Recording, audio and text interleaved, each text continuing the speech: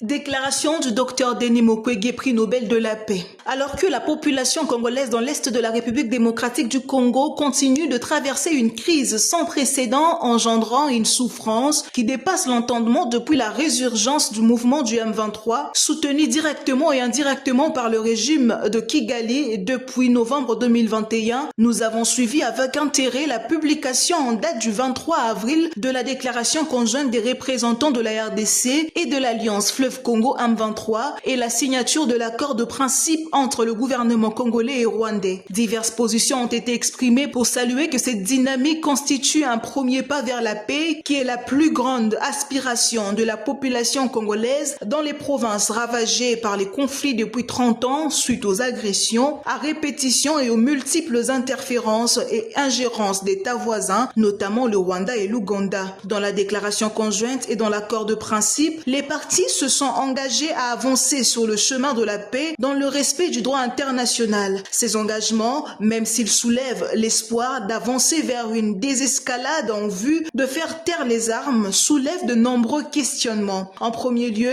la résolution du 2773 du Conseil de sécurité des Nations Unies, adoptée le 21 février 2025, exige un cessez-le-feu immédiat et inconditionnel, demande le retrait immédiat des forces de défense rwandaises du territoire de la RDC